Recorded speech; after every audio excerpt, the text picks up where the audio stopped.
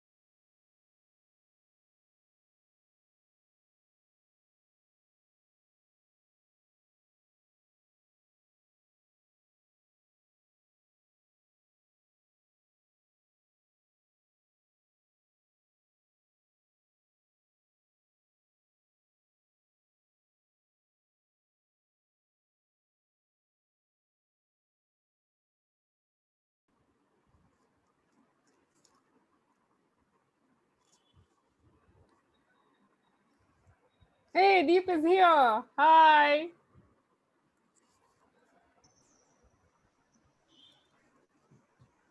Can you hear me, Deep? I hear you now. Okay. Just give us 5 minutes, 5 to 5 minutes, and then we'll. Okay. Monday is a difficult day. Hi Renu, hi Deep. I There's some problem with my camera, so the video would be off, but I have the PPT open. Okay. Deep, we can coordinate for the same. yeah. Okay. Perfect. So Acha, so you want to run the PPT from your end, is it? Yeah, just let me know when I have to switch the slide. I'll do that. Acha, oh, so you want me to keep Whatever saying is convenient actually. Deep का अगर share हो जाए तो वो भी कर सकते हैं. Cool. Deep, if you want to share yours, I'll just stop my screen sharing. Yeah, sure. Yeah, otherwise you'll have to keep saying next. That was a backup. That would be weird. Yeah, that's true. We always keep it on two screens. Hang on. Okay, that's there. Hang on.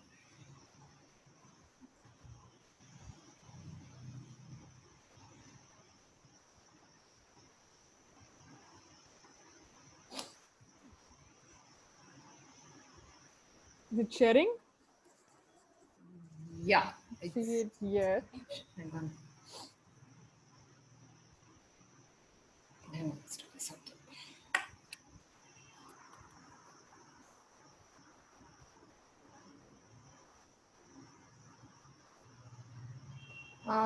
I think what we'll have to do is Sometimes it takes a while. Huh? there's something, I don't know why it's not showing up. Hang on. Sometimes it takes a while. This has happened to us before. So Yeah. Okay, not a problem. I'll just share the PPT.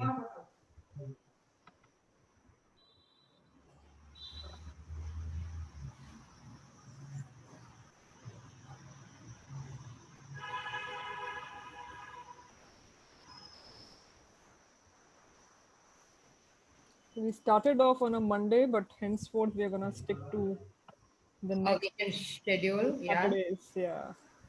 Okay. Renu, in the meanwhile, you want to talk something about urban forest or maybe any of our initiatives? I'll just give me 2 seconds. I'm just checking the next 2 dates for the Saturday to close it. Okay, so we have 2 more Saturdays, 19th and 26th. That works. Okay, so for those who have logged in, I'll just start talking a little bit about who we are and what we do. I'm Renu and Pranav is here. We are from the Ahmedabad project and the Infoanalytica Foundation. I'll talk a little bit about the work we do on forestry since that's the topic for today, and then I'll talk a little bit more generally about what our organization does. So we basically last year had approached the Ahmedabad Municipal Corporation to, give out empty plots of land which are not being used for any other purpose. And thankfully, I think the corporation was really swift. So we got a letter issued in a week, and we were given a sizable plot of land, 2,200 square meters. So that's like a very, not very, but kind of a small football field. That's the size. And this is in the prime location within the city. So that's a good thing. And basically the idea was that citizens should take up such plots of land which are in the city and maintain, smaller forests on them, because the city is losing its green cover. So we started off with this technique called Miyawaki, which is basically this Japanese idea of how do you grow dense forest in a city where you don't have as much land. So essentially what happens is that you put up a lot of plants together in a very small piece of land, so typically in a 1 square foot you would, or let's say 5 square foot, you would have only one neem tree because it needs the roots to spread. But in Miyawaki, in that, whatever 5 square foot space, you would have 4 neem trees. So since they can't spread the roots, they can't grow this way. So they'll go, vertical, which means the density would increase. So we have planted 3,800 trees on this particular plot. It's located in Thaltej, and for anyone who wants to have a look at it, we go there every Sunday. It's a group of citizens. We go there every Sunday to weed it ourselves, to trim wherever it's needed. Generally, we don't really do much because the idea of a forest is to let it grow wild. So, excuse me. So there's not really as much maintenance as you would want. So it's actually like this wild growing area if you go there. The interesting thing about that is that it was grown purely from funds collected by citizens. So even for growing the forest, we like to get the species, to get the 3,800 trees. There's soil, and then you need to put like all these nutrients. You need to put vermicompost and rice husk and coco peat. So we did a massive crowdfunding campaign, and we managed to raise some 2.5 lakh rupees just for this plot of land.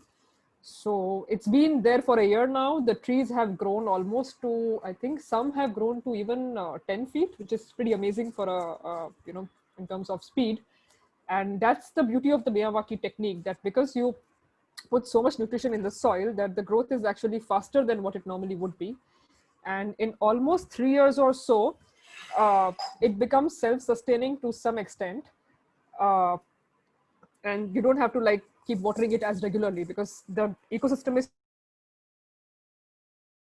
would encourage anyone who's in the city in Ahmedabad to visit it with us, to work with us on Sundays if they can spare time.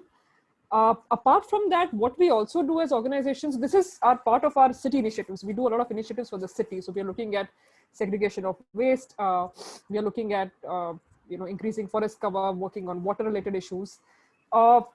During COVID, we also started, I'm sorry, I have a very bad seasonal cold.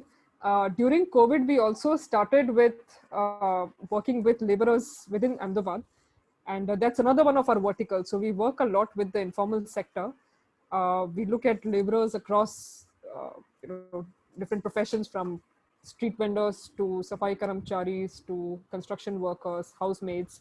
So we try and see how we can help them in terms of getting their livelihood, not just in terms of immediate livelihood, but also long-term things that we take for granted, like getting a pension or having insurance, or getting even Sundays off. Most of our maids don't get Sundays off, for that matter. So those kind of little interventions that we're trying to do. And our third vertical that works on public policy is basically organizing a lot of workshops on public policy. So we break down democracy, we break down concepts of governance, we break down concepts of elections, how is the city run, for people to understand it in easier terms. And if you're interested, you can follow our page. Most of our seminars, most of our workshops are actually not charged, completely open for anyone to attend. Okay, so at this point, I would introduce our speaker. Deep, I'm still gonna wait for audience to join in, but I think we can start talking because Pranav told me there are 45 slides. You're mute. Yeah. So yeah, we can get started. I'm planning to, I did run through. So I'm not crossing 46 minutes. So I think even with 45 slides, we'll be done in 46 minutes. But anyway, go ahead. I'm excited to see all of them. Okay, so Deep and I go way back. She's somebody I've known. I'll do the formal intro also, but I'll just start with how I know her. I know her from college, and I actually took arts. She took science, but we connected over a lot of things. And I was fascinated by the fact that this woman knew everything about, I think, botany, zoology, biology, and all sorts of obscure facts. And she would tell me all sorts of things about animals. And the thing is, as somebody in the arts, you're not really interested in the subject, but she would make it so interesting with her storytelling skills that I would want to know more. And after this BSc that she did in zoology from Xavier's in Ahmedabad, where we went to college together, she went on to do a master's in wildlife. And this is also from WII Dehradun, Wildlife Institute of India, which is the most premier institute in India to do a degree in wildlife. Uh, and it's in the middle of this forest area too. So after that, she actually started working in Corbett, which is nearby. And that's when I remember visiting her, and all sorts of stories about, tiger traps and tiger footprints and tiger poop, and how do you identify what the tiger has eaten, all sorts of things that have happened there. She then worked with WWF, the World Wildlife Fund. And I think around this time, we both started to prepare. She was looking at forest services, I was looking at administrative services. But then I think I wasn't that keen. I was a little scared of getting in the system. I was a little scared of studying so hard. And I remember Deep cracked it, and she got into forest services. And she got into actually forest services with Gujarat cadre, which is quite rare because you don't really get your home cadre that easily. But then she fell in love, and so she had to go to Karnataka, which was the cadre of her husband to be. So that's how she's actually from Gujarat. She's from Ahmedabad, in fact. She speaks Chokhi Gujarati.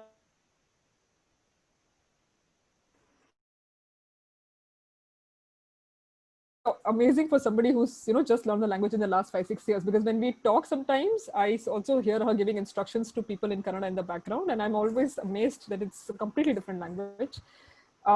And in the Karnataka cadre, she's also held different positions. So there's deputy conservator of forest, managing this forest, there's managing some administrative work, where I wanted her perspective to come from, because it's hard for somebody who's so well versed in understanding forestry to also understand the policy behind forestry really well. You don't get that combination easily. And this is a person who understands not just the technicality of how a forest is, or rather what greening and all of this is, and also understands that how the whole filing system and noting system and the system of budgeting and finance in the government works. And I think that's a very, very interesting conference to look at. For today, we'll start. So this is a 3-part series. We'll have 2 more talks after this. Today, we're going to start with history of forestry in India.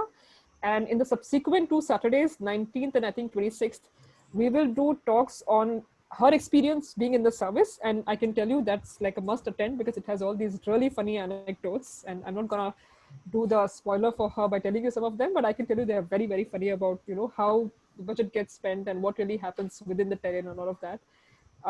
And the last one would be on this entire conflict between animals and human, so to say, not just with national forests, but so yeah, let's get started with the history of forest in India. Over to you, Deep. All right. So I'm very excited. Thank you so much, Renu, for this opportunity. It's lovely to be interacting with all of you. And whether I'm talking to trainees or if I'm talking to just a group of people, this is probably the favorite thing that I have to say. I always say that nature inspires, and it always has.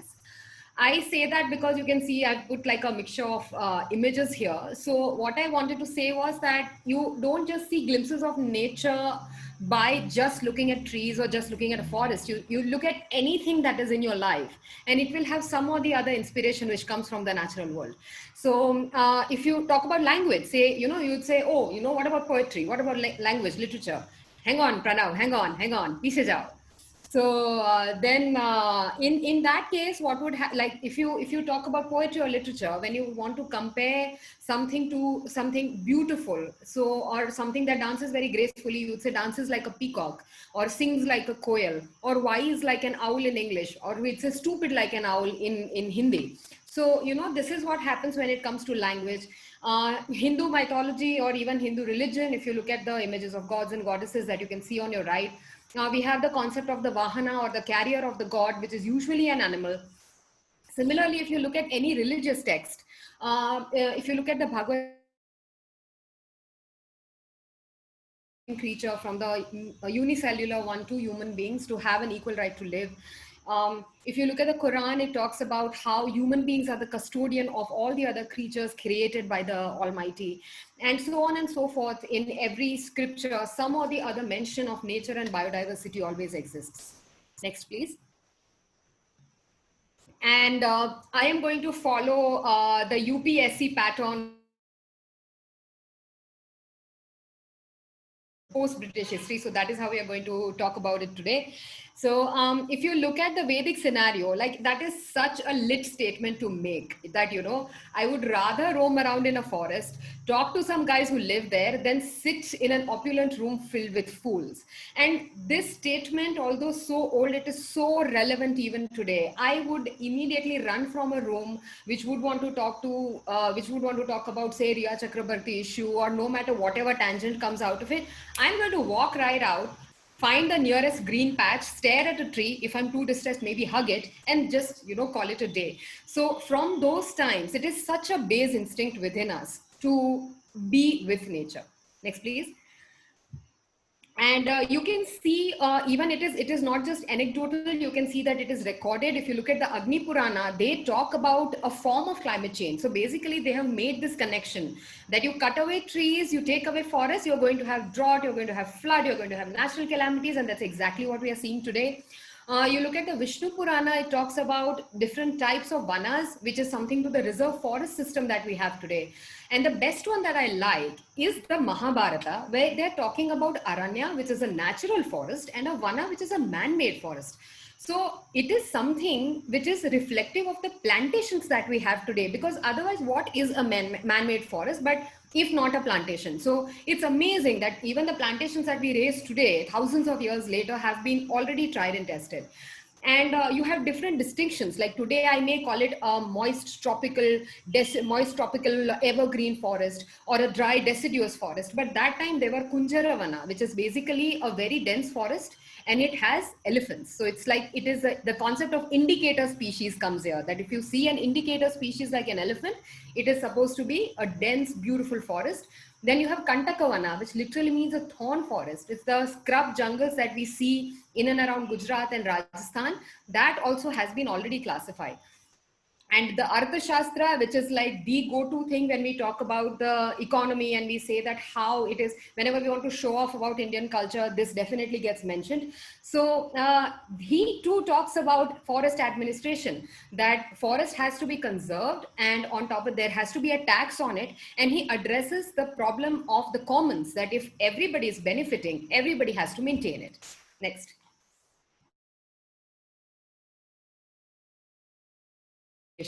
Then it does not get better. I cannot find a better example than this. The image, although really disturbing of what you're seeing here, the facts behind it are even more disturbing. You can see Amrita Devi Bishnoi and other Bishnoi women, and there is Govind Singh who's sitting on the horse. So basically this is a scene from a village. Bishnoi community is nature loving, and they are actually the epitome of conservation even today, because there is, in folklore, they say that if there is an orphaned black buck, a Bishnoi woman would actually feed her from her own breast. So that is the amount of passion they have for conservation. Maharaja, we can switch to the next slide, please. Maharaja Abhay Singh wanted to build a new palace. The other theory is that they wanted to make lime, so they wanted fuel for that. So whichever was the theory, but basically they wanted a large amount of timber.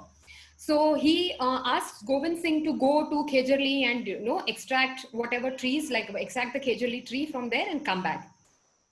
Amrita Devi leads the movement saying that I am not going to allow you to do this. And the statement that she is making here, that a chopped head is cheaper than a chopped tree, this statement has become the motto of Bishnois even today.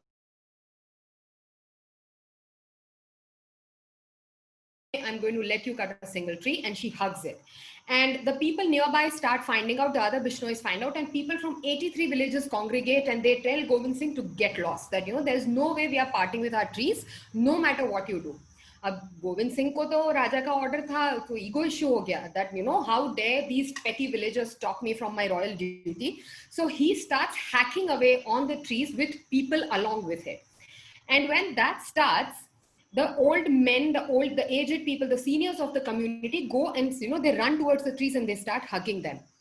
This man still doesn't stop. He makes a statement saying that, oh, look at the Bishnois. They are so clever and cunning. All their old people whom they have no use for, they are the ones who are coming forward to getting cut with trees, and they are preserving their generation. Aram se, all the useless, like non-milching cattle, these people have been sent forward. And that really enrages the Bishnois, and the children, the women, the youngsters, everybody starts and going hugging trees. And by the end of 2 days, 363 people have been martyred. And that number is so huge, the amount of bloodshed is so huge that the entire village, there is a river of blood that flows outside of Kejarli. And people in the other villages come to know about it, and Govind Singh suddenly realizes what he has done. The news reaches Abhay Singh and he immediately asks to stop this massacre. And that is why even today, 11th September is recognized as National Forest Martyrs Day, to honor the sacrifice made by Amrita Devi Bishnoi and the 363 who died with her. Next, please. Now we enter into the British era, and this actually basically, like everything in life, including the service that I'm in, it is shaped by colonial times. You know, whatever we are today, whether we like it or not. And it is also very reflective of what is happening in the climate change scenario today. I'll tell you why. Look at the statement. Europe and Northern and Western Europe has lost all its wood because they are being deforested to supply wood to England. All right. Then Ireland also faces the same thing. So the burden to supply that wood eventually comes on the tropical countries. That is the same thing that's happening with climate change today. They've destroyed, they have developed, they have got their carbon emissions at a certain level. And now they expect us to make a much larger sacrifice than in an ideal scenario, what should be asked of us. Right. So let's move on to the next one. Sone ki chidiya, we all have heard this. And the first statement that is in quotes, you'll see a lot of quotes appearing here and there for different reasons. This one is for seemingly immeasurable extent of its natural resources. This is the statement made by the district magistrate of Garhwal in the 1800s. And he is describing that he basically thinks that there is so much wealth, there are so many trees, there is so much forest, that no matter how much we extract, we are never going to run out of it. And Indian teak, even today, it is really valued. Burma teak, of course, gets number 1. Indian teak is number 2. So it is because in its natural form, like you saw teak, you make planks out of it and you build a ship, it's going to start floating. You don't need to treat it in any way. In its natural form, it was so durable that it was the most coveted, sought after timber that the British wanted. And they had all these wars going on all the time. So in that, they needed very, very strong maritime operations, and Indian teak was the go-to thing. And which states produce teak? Sorry, I'm just going to ask 1 or 2 things in between. Which states produce teak in India? Teak.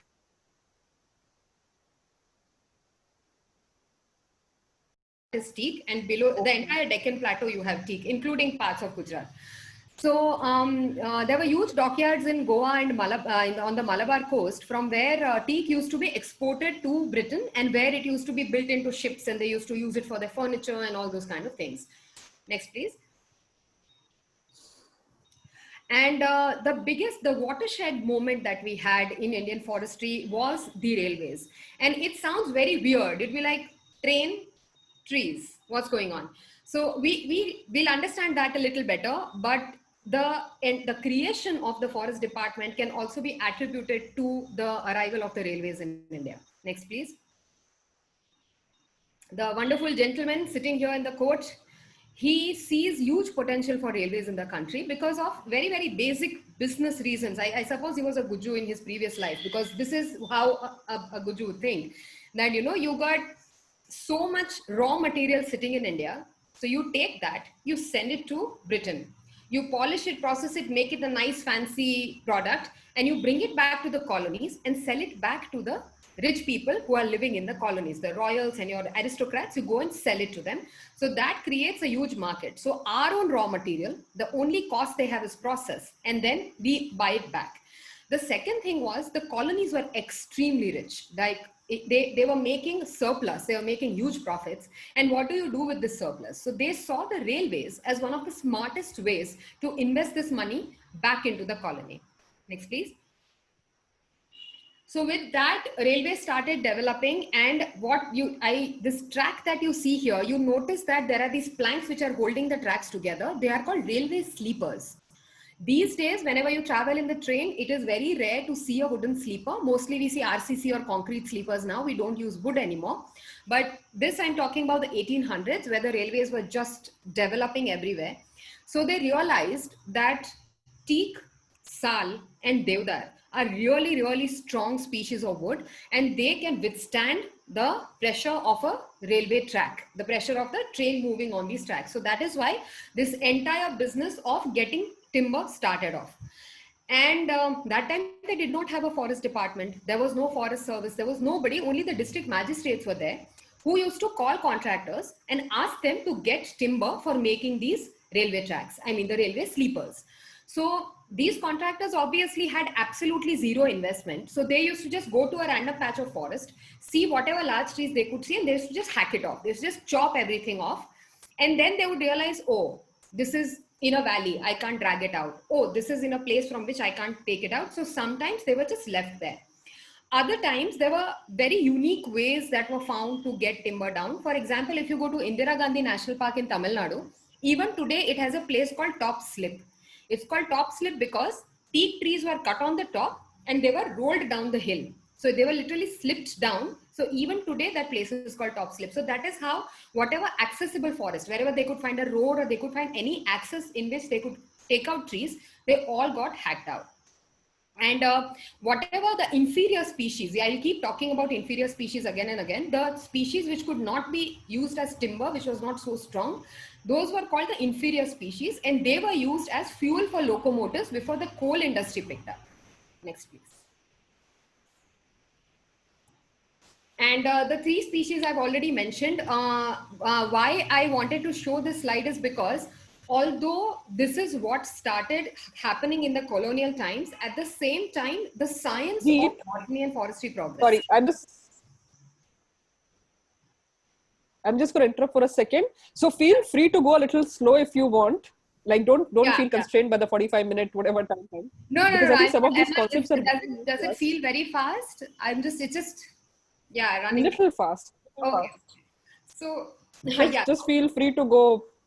Slow down a little. No worries. This is all right. interesting information, and it's new to all of us, I think. Right. So looking at the pictures here, why I wanted to show this, as these are original sketches made by a scientist called Roxburgh. We have a lot of species called Roxburgh guy because he discovered a lot of plants, he named a lot of them. So why, like during that time, although we lost a lot in terms of the standing forest, but the science, the botany and forestry sciences also progressed. So it was a two-way thing. But we don't know whether that trade-off is something that we would have taken today if given a choice. Next, please.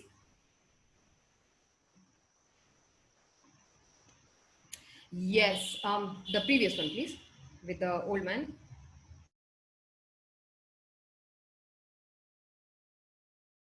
They realized that the rate at which they were cutting these trees and not even extracting some of them is going to be a huge problem. It is not, they thought that, ample of rainfall and, so much sunlight and fertile land. So the trees should just bounce right back. But, biological entities have their own time. They have their own biology. So obviously these forests did not generate as fast as they thought it was. So they thought that now there has to be a mechanism through which we make this sustainable to protect the imperial interests. So they realized that in the long run, if this is the rate at which we want to keep building railways and ships and everything, we have to step in and do something. So this man on your left, Dr. Brandis, was called into India, and he became the first inspector. He became the first Inspector General of Forests in the year 1864. Now it is interesting why Brandes was brought in. First of all, because he was German. During those times, the pioneers in the field of forestry were France, Germany, and Sweden. Even today, they hold that place. The forestry technology there is quite advanced. But the way they look at forestry and we do, the paradigm is slightly shifting for India now. We'll talk about it eventually. So Brandes was German. He was a botanist, but he was looking at botany to correlate that with forestry. So how do I understand a plant's biology to make it maybe grow faster, or understand how much I can take, or understand how it is disease free? So these are the things he was exploring in Burma. And like I said, Burmese teak is number one. So he was studying Burmese teak. But the bigger factor, according to me, was he was married to Dalhousie's cousin. So Dalhousie's cousin and Brandes are chilling in Burma, and from a normal scientist in Burma, he comes to India. He becomes the first Inspector General of Forest, which is like the biggest post for the Imperial Forest Department at that time. Next, please. Next, please. Yes. I think, so with him comes in the Imperial Forest Service, and his concern was that he realized that the amount of degradation that had happened in India was unparalleled, because he was already looking at teak in Burma, and there things were a little under control, but here things were quite bad. So first was to put a stop to it, preserve it in whatever condition it was. After that, he also proposed the first Forest Act. So the thing that we need to realize that till that time, forest, even as today, even that time, it was an open resource. It was a common, and people had open access to it. People were allowed to graze their cattle there. People were allowed to extract timber from there. People used to build temples inside. So all of these things were happening. He realized that we need to get more government control over these lands. And that is why he proposed the first Forest Act of 1865. And he was the IGF of the country for almost 20 years. And because of his initiative, the beautiful FRI in Dehradun also came up. Next. So basically, this was the advent of the scientific management of forests in India. And the figure on your left is what you are seeing is, this is basically what the plan was, or more or less even remains in certain cases today. That you have a standing patch of forest, you extract from it. So you basically fell those trees, you make money out of it, that's your revenue. You take some of that money back and you regenerate that forest. So you put up seedlings, or you put seeds, or you sow, you basically treat it so the forest comes up again. When it comes up again, you tend to it. You make sure that there are no weeds. You work the soil so there is proper aeration. If there are any dead or dying trees, you remove them so the crowding is reduced. And finally, again, your crop is mature. When the crop is mature, you extract it, and the entire cycle begins again. This is the basic principle behind production forestry. And that was the boon and the bane that was given to us by the Imperial Forest Department. And along with that, after the advent of this department, they also recognized that not only do we look at the forest for timber, but we also look at it for minor forest produce. So timber was called the major produce, and then you had the minor forest produce, which is things like resin, turpentine, essential oils. But today, if you see, the term minor forest produce is not used anywhere. They use the word non-timber forest produce, because sometimes it is this produce that brings in a lot more revenue than standing timber. Next, please. Along with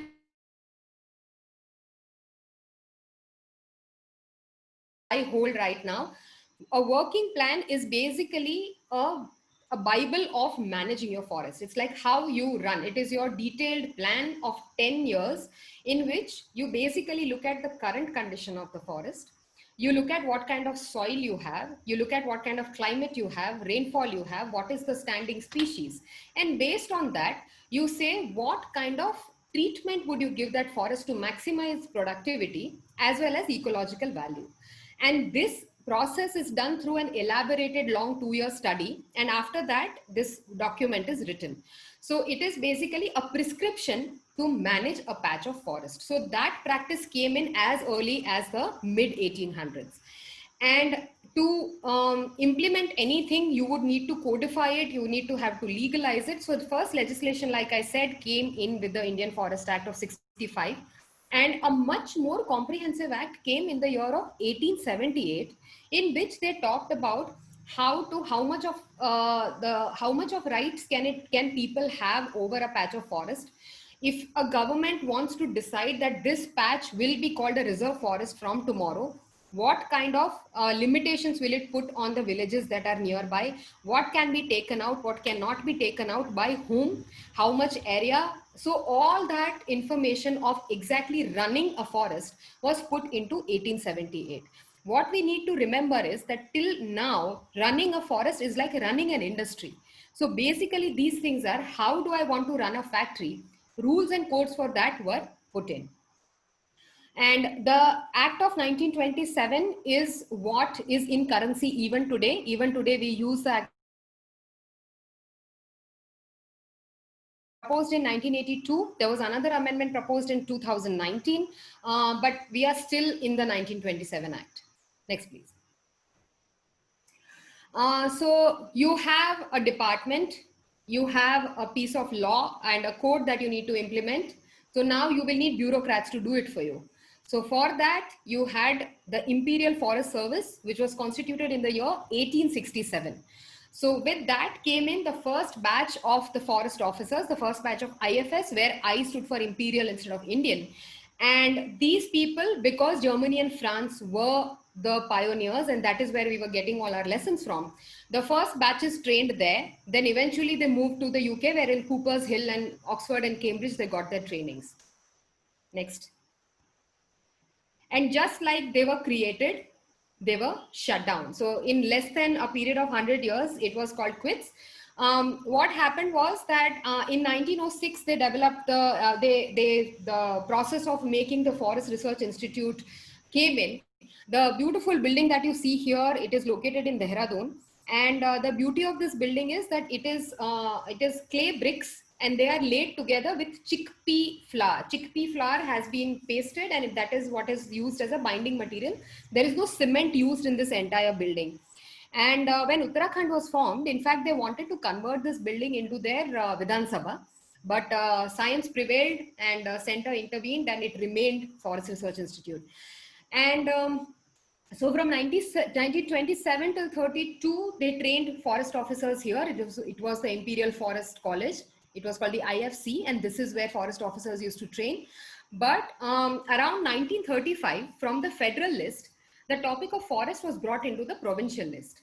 And with that, the need for forest officers was not felt anymore. And because of that, the Forest Service more or less was discontinued. There was no recruitment following 1935. Next. And at the same time, the country was also undergoing huge turmoil. Independence, all of us knows about, but the two great wars also extracted a great price, not only on the forest resources itself, but on the quality of life everywhere. And so far, whatever timber they thought was not useful, which is not teak, which is not sal, which is not strong, all of that timber suddenly started finding very good value in the markets because the import-export had completely stopped. Another thing that happened was the minor forest produce, the so-called minor forest produce, that flourished because resin used to come in from America and France. And since those supplies were cut off, Indian resin industry in the north boomed. Even today, if you go to Uttarakhand, Himachal, the pine resin industry is doing quite well. And during the Second World War, that was when the Timber Directorate was set up in Delhi. And their only job was find a forest, chop trees, bring it back, because that time even the steel imports had completely stopped. So we had gone back to our old ways to use wood as a reinforcing structural material. Next. So now we are independent. Okay, wars are over. We are our own country. We are our own people, and we want to run our own forests in our own way. But how do we do that? We make a new national forest policy based on the existing forest policy. Just like we make a new constitution based on the British constitution. Just like we have the new bureaucracy based on the existing bureaucracy. So we create a whole new policy which pretty much reads like what was the earlier policy. So right now, there were so many things that were happening.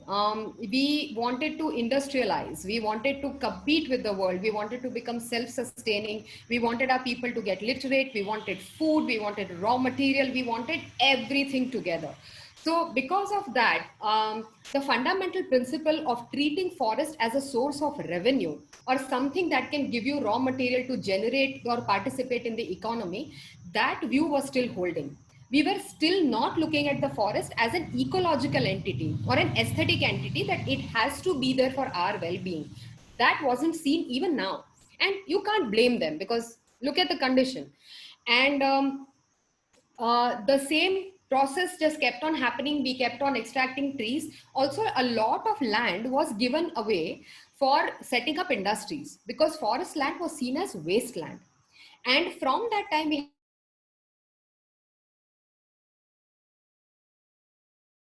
one is your no.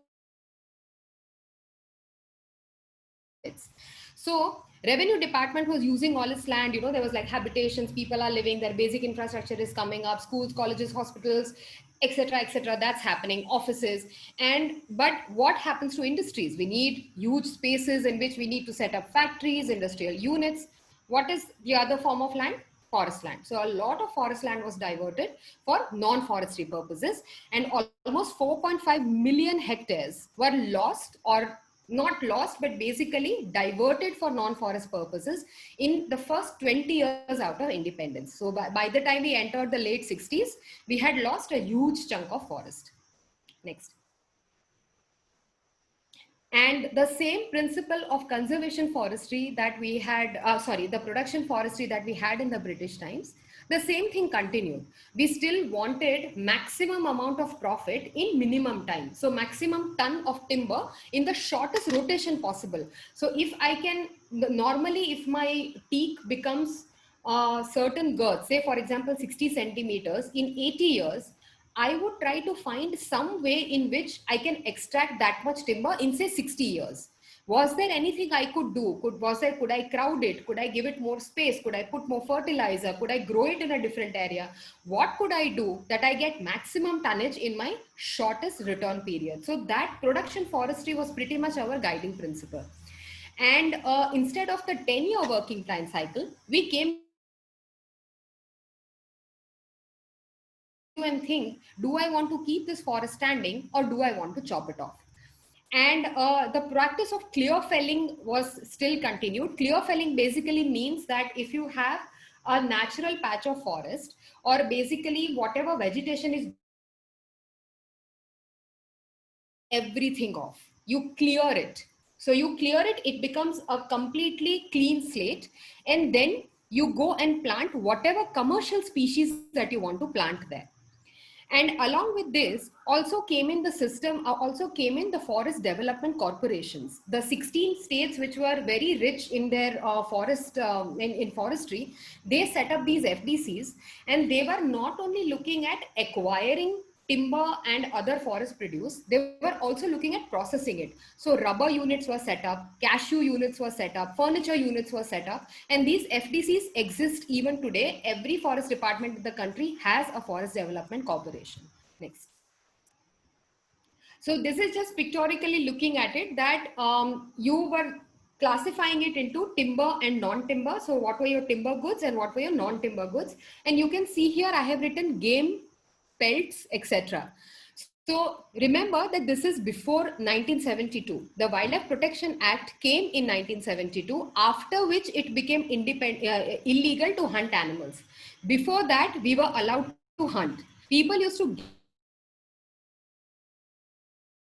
Next. And this is what I mean by a monoculture. So that clear felled area that we were talking about, what they would do is they would clear out whatever indigenous species were growing there, whatever mixed species is growing, whatever is growing, you just remove all of it. This is a teak plantation. So I will take teak stumps, which I have raised in the nursery, and then I will go and plant it into this blank patch of land. And the result will be something like this. It looks like a very sterile, very antiseptic area in which I can go and just get exactly what I want. So this is a very commercial way of doing forestry. And this is what had been happening in the British times, and it continued for quite some time, even after independence. So that is why even today, if you go to certain forests here in South India, you will see teak plantations. And because they have been left alone for a long time, some associate species have slowly started growing in. If you go to the north, you will see sal plantations, Shorea robusta. If you go to Corbett, Rajaji, these national parks, you will see that it is just a stand of sal trees and very little grows nearby it. So this wasn't by design done by us. This was something that was as a legacy given to us. This is what we understood, that this is the best we can do. And by the time we realized it, it was a little late. Next, please. And so the biggest takeaways in the 52 policy were these two gems that are here. So the first one says that we need to bring 33% of our geographical area under forest cover. The second one says that the forests have to be valued for their protective as well as bioaesthetic values for the public well-being. Very well said. Excellent. But at the same time, we were also promoting campaigns like Grow More Food, where we were encouraging villagers to clear forests near their villages to put in more and more agricultural crops. So although these two excellent points were made, they were somewhere hidden in a corner and they were not implemented till much later. Next, please. Yeah. So again, now you have a policy, you already had some laws, so you needed somebody to again run this department for you. What had happened was, whatever leftover officers you had after 1935, most of them, they either left India or they asked for voluntary retirement and they stayed back. And another thing that happened was that the country was reorganized. So your princely states were merged to form states. So suddenly the forest area, which was there, which was manageable by a person, suddenly it became large because it came within the ambit of a state where many princely states came together to form a administrative state that we see today. So if I give you the example of Karnataka, we had we had the Nizam's Karnataka, which was adjoining Telangana near Hyderabad. So we had that. Then we had the Bombay Presidency, which was our Belgaum, Dharwad, the area adjoining Maharashtra and Goa. And then we had the Mysore Karnataka, or the Mysore rulers, which is the southern Karnataka, which was your Bangalore, Mysore, Chikmagalur, that area. So when these independently, if you see how much forest each one was holding, maybe it was manageable with the existing infrastructure. But when it merged together and suddenly became one state, your forest area increased manyfold. And on top of it, officers were leaving, they were retiring, some were retained in Pakistan because obviously everything was split, so some officers were retained there. And because of it, managing with the existing service numbers became difficult, and they brought in the Indian service. Next, please. Again, in 1966, please excuse the narcissism, I had to do this. Yeah, so in the Government's Act of 1951 of All India Services, there are three services: the administrative, the police, and the forest. Next. All right, now comes a beautiful era in the country in terms of conservation. And our then Prime Minister, I am not going to talk about whatever else happened during her time, but for environment and forest, if you talk to any forester, they will say that that was the most glorious period that we went through. You had some beautiful acts that came out at that time, including the Wildlife Protection Act, where hunting animals suddenly became illegal. 1973 comes Project Tiger. From lion, we shift the national animal to the tiger, and tiger reserves are formed. At the same, Forest Conservation Act comes out, and also we start involving people into conservation of forestry. So in whatever I have been talking to you in the past half an hour, you haven't heard me say that people also participated. That happened now, and we realized how important it was to have community participation to succeed in conservation of forests. So the National Agriculture Commission said that although you have production forestry, continue that to keep supplying raw material to your industries, but at the same time create social forestry, which will help the rural India become self-sufficient, involve them in conservation, make alternate livelihoods for them, and increase community participation. And with that follows that again, from state list, forest moves to the concurrent list. Next. Along after that comes the forest policy of 1988. This policy is also under currency right now. This is the one we are following. And this is also under review. 2020, the first draft has come, but let us see like when the new policy will be formulated.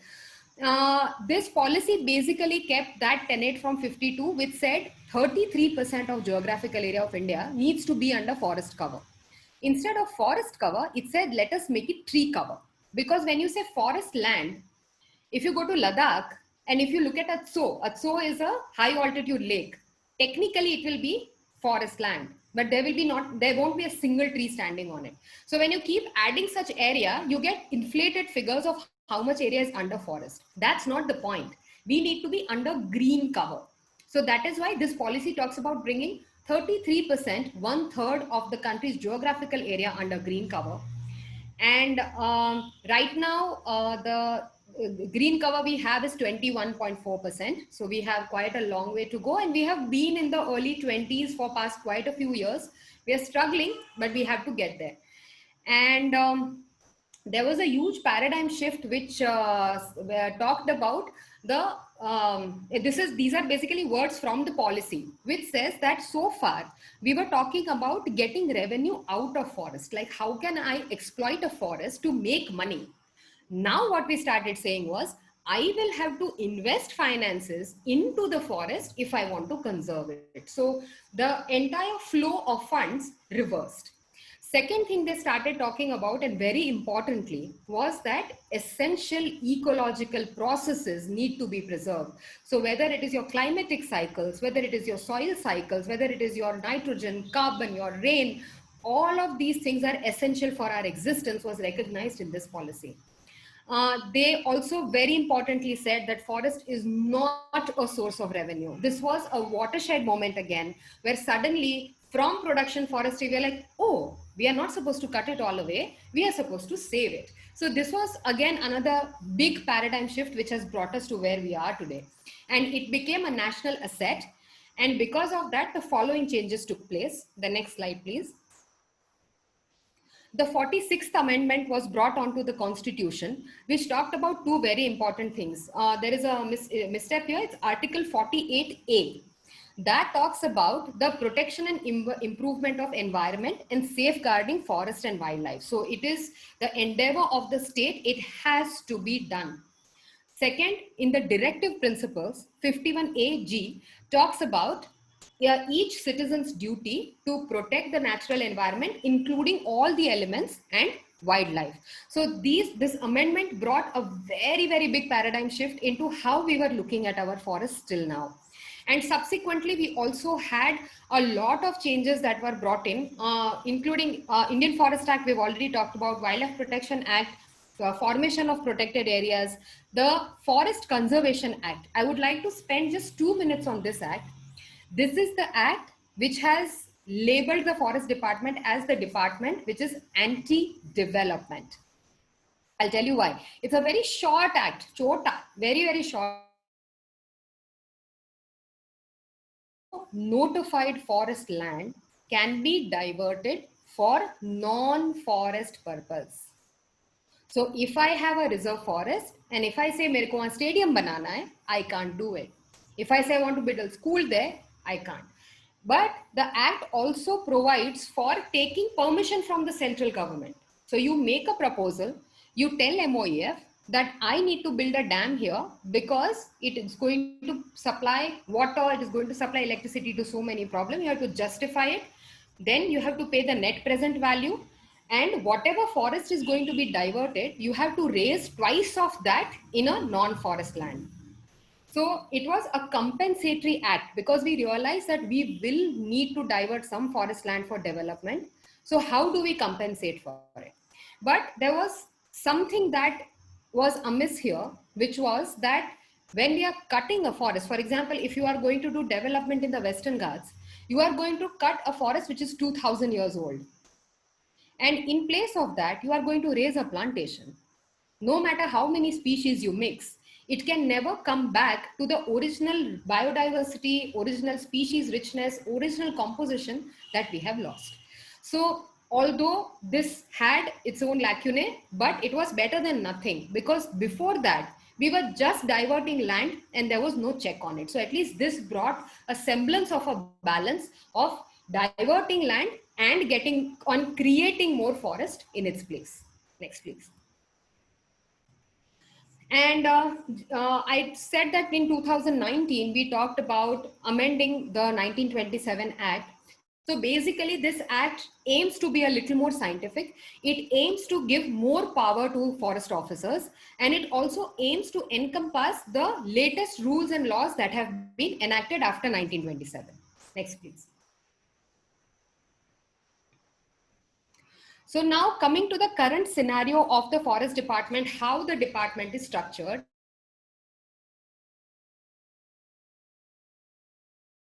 In any state, this is the basic structure that it would follow. It would have the head of forest force at the top. He's the top boss. And below him, there will be additional principal chief conservators.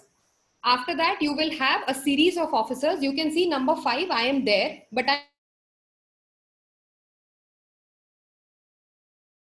how the structure is. And IFS officers, when they are recruited at the deputy conservator level. And the ACS, that is the additional chief secretary, he is usually an IAS officer, and he is our liaison with the government. So you've got government and the state department, and he's our bridge between the two. Next. So if you look at the structure, it is very pyramidal. So you will have only one head of forest force, and then you'll have other officers. Then you have something called a circle. Circle means it will be headed by a chief conservator, and it will be a group of 4 or 5 districts. At the district level, you will have a division. That is where people like me will sit. Below that, there will be subdivisions, and then range section beats so on so forth.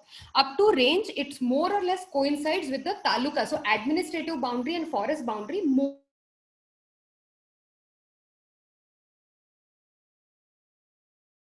Administration unit.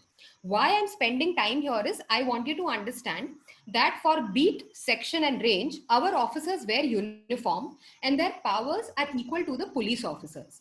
So your beat guard wears 1 star, so he's equal of a constable. Your section forester wears 2 stars, so equal of a PSI. And your ranger wears 3 stars, so he's equal of a circle inspector. After that subdivision, you have an assistant conservator, and at the division you have a deputy conservator. Now you may wonder, कि police में तो SP भी uniform पहनता है, why are you not wearing uniform? Very valid question. Why the subdivision and division level officers don't wear uniform is because we have quasi-judicial powers. That means we run our own courts. For cases of encroachment, for cases of forest produce and illegal transport, we run our own court. And since you are acting as a quasi-judicial body, any judicial body will not wear a uniform. So that is why after subdivision, you do not have a uniform, wearing a uniform system. Next. So this is just an example. Chikballapur, one of my first posts. So you had Bangalore Circle, which had 5 districts, Bangalore, Ramnagar, Chikballapur, so on and so forth. I was DCF Chikballapur. I had 2 assistants, and below them there were 6 people. So this is how the structure is, and up to range officer, like I said, they were wearing uniforms. Next. Yeah.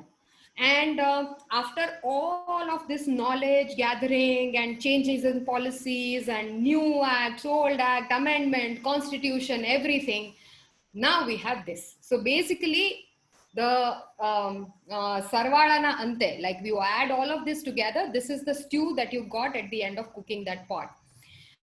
This is what the department, major activities of the department are these. We also do a lot of random activities, but that is another talk altogether. This is basically what we do. Next.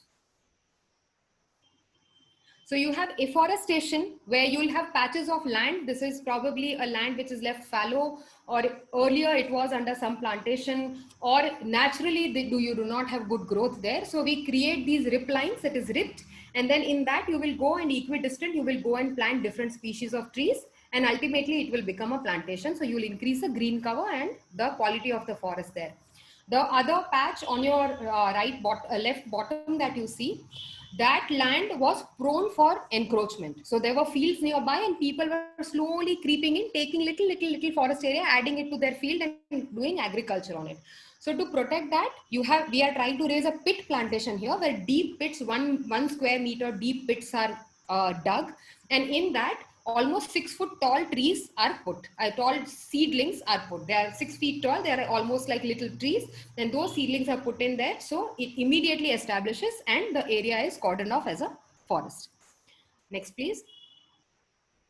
So it would take a lot of planning. The previous year, we look at whatever forest areas are in our control, which areas are degraded, which are devoid of vegetation, which do not need any treatment and only protection. So those plans are made. Accordingly, advanced work is done in the year before. So if in the monsoon of 2021, if I want to raise a plantation, I will dig the pits and clear the area in the winter of 2020. Why do we do that? Is because sunlight is the best sterilizer. Whenever you dig up some place for putting a plantation, it has a lot of natural parasites. It has a lot of natural infections that live in the soil. So you just dig it up and you expose the soil for about 6 months in the harsh sun. So when the rains come, not only do all the nutrients go in, but majority of the pests are sanitized because of the exposed sunlight, exposure to sunlight.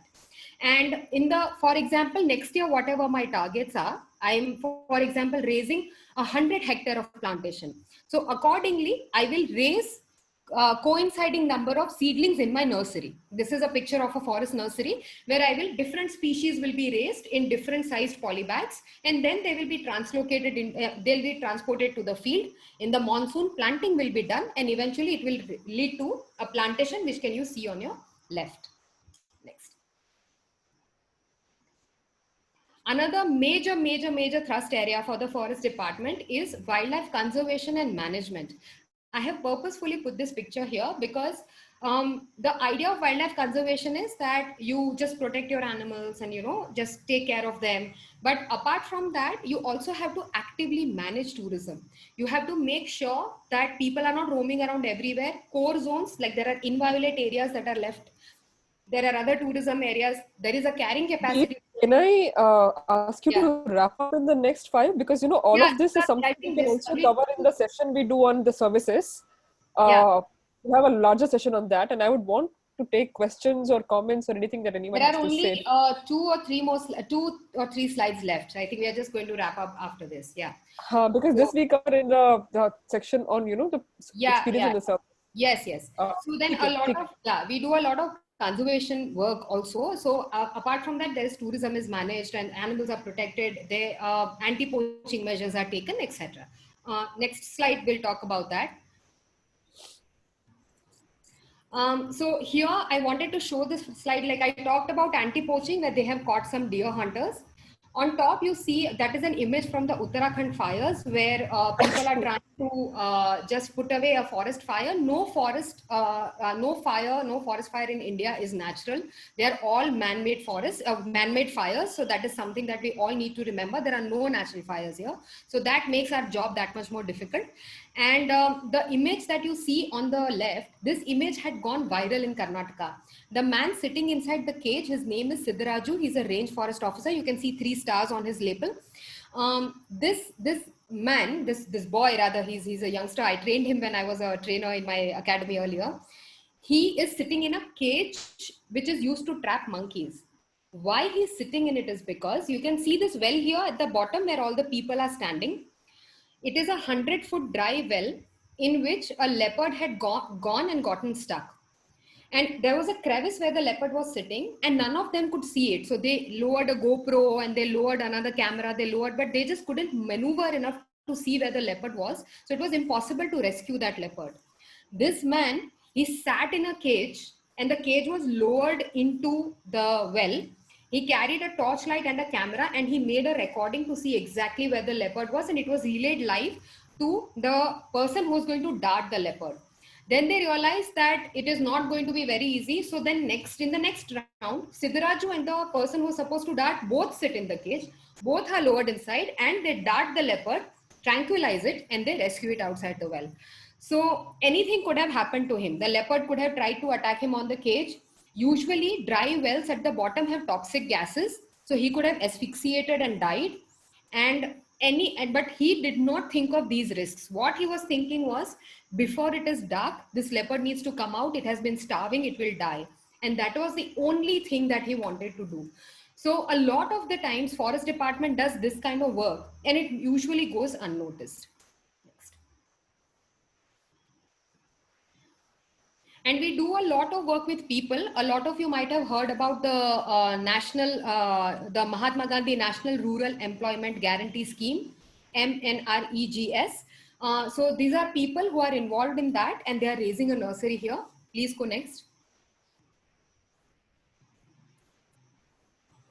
And I would like to draw your attention to the ladies who are standing in the raincoat. They are the Vasant Sena in Periyar. They are the women from the local village who voluntarily patrol the area, patrol the forest at night to protect it from poachers. So that also they are taught man-to-man combat and they are taught patrolling and stuff by the department and they themselves participate in its protection. There is agroforestry. There is an urban plantation that has been raised here next to an industrial area to absorb whatever damage that done. So this is a lot of this outreach activity or activity outside the forest is also done. Next. And last but not the least, of course, awareness is done. So we work a lot with children. We try to humanize whatever forest dwelling creatures are there. We try to tell them how they are families. They also have associations. They also have mother, father, children roles. If you kill one, entire family dies, so on and so forth. We also conduct a lot of guided treks and things like that to just let people be with nature and spiritually connect, because we have a base instinct. This is where we evolved. So whenever you are there, that feeling naturally comes out. So that is what we try to bring out. And of course, we have volunteer programs where we try to involve people into conservation activities firsthand. So last slide, please. That's it from my side. There was more than 250 years of history we had to cover, so it went a little long. But my wish is that you would watch Wild Karnataka. In one of my earlier postings as in the ecotourism board, we spent a lot of money making this movie. Please watch it. It's on the Karnataka government website. It's on the Karnataka Zoo website. It's on YouTube. So please watch it. How did you get David Attenborough to narrate it? Did you meet him or what? I did, but for a very little time. By the time I'd already left ecotourism. I was already a trainer in Dharwad. Selfie? Sorry? No? Selfie? Picture? Nahin, yaar. It was in the launch event here. Oh, wow. Yeah. I didn't know. What is this on? Please watch it. It's very nice. Hey, where is it available? Is it on YouTube or? It's on YouTube. It's on the Disney Ka app. It is on karnatakaaranya.gov.in, the Karnataka Forest website. It's on Karnataka Zoos of Karnataka website. It's all over the place. It's an open source. You can watch it anywhere. Wow. This was fantastic. I think this is something I'd been wanting to plan and look forward to for such a long time, because I think since she went to Karnataka, we talk on the phone, obviously, but we don't have those kind of long chats about forestry and, like I said, like all sorts of things around it, from teak farming to, Dalhousie's, whatever, brother-in-law becoming the chief conservator of India. We have a bunch of questions, but before that, I wanted a quick, maybe you could answer it quickly. I was curious if such departments exist in other countries. Like, are there other countries in the world? Are there all European countries? Do all countries have these forest departments, and are they similar in terms of functionality? More or less. They are called, for example,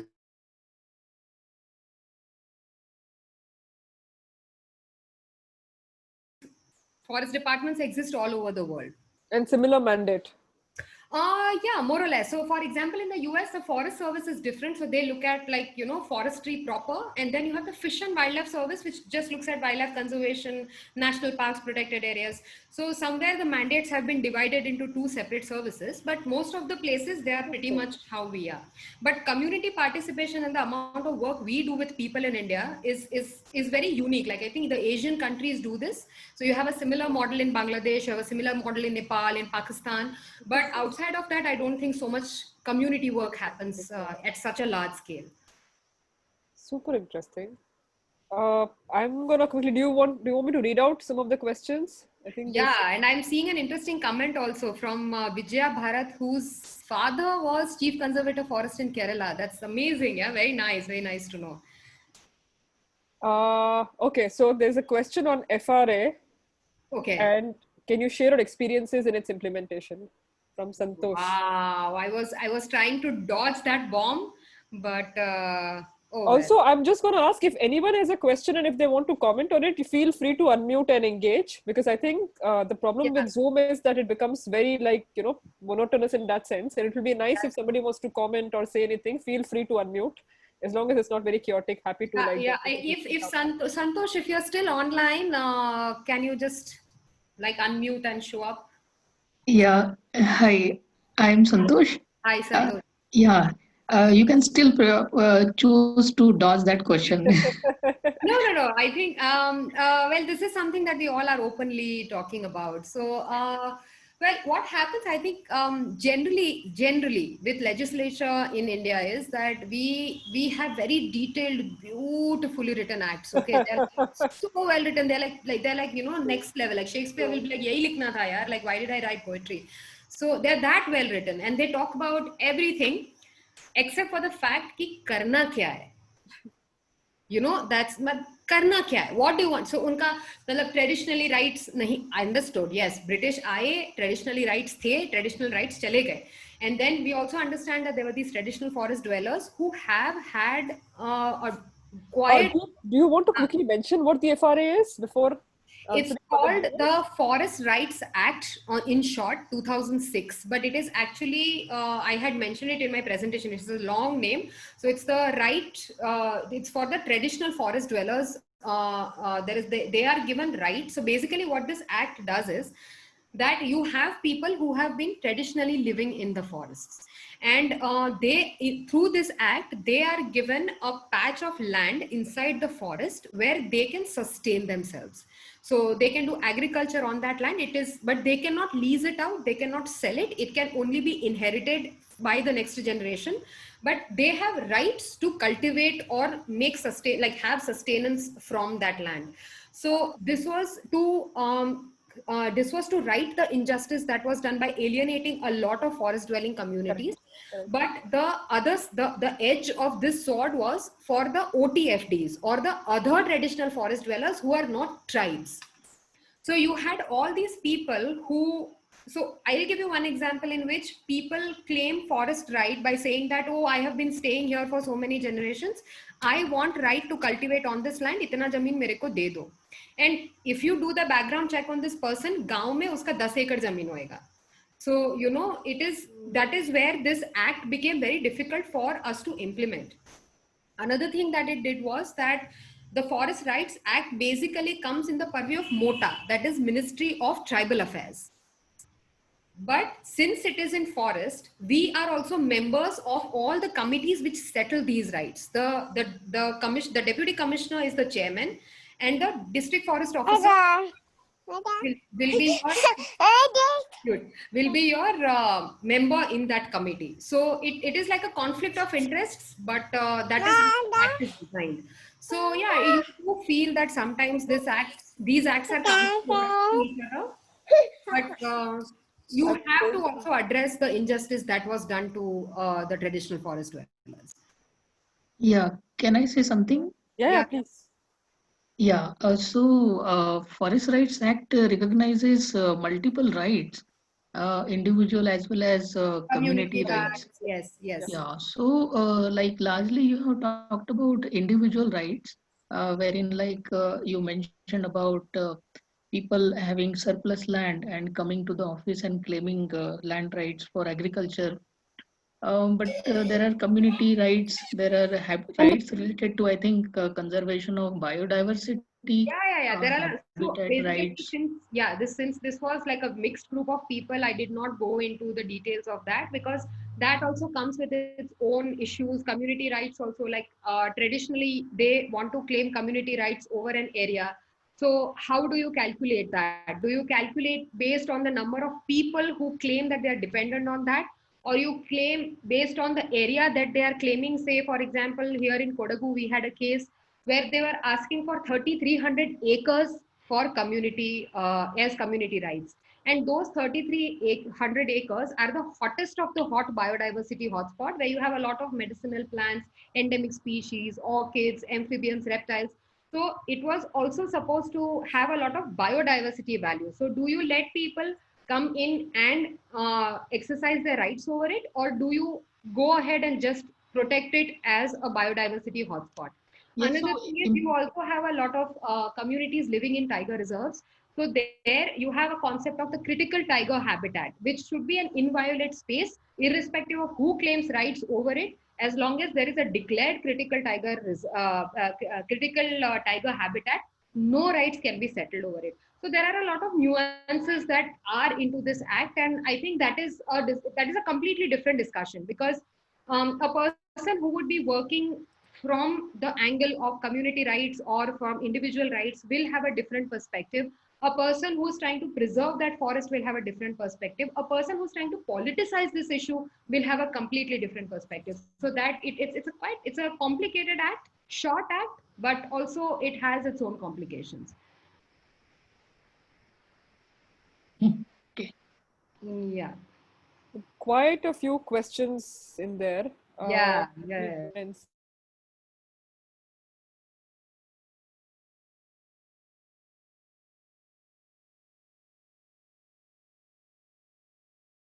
the recent phenomenon, is it? What are the challenges? No, I think the first lady officer was, I think, in somewhere in the 80s. I think they had the first lady officer coming in. I think 85, 86, that's something.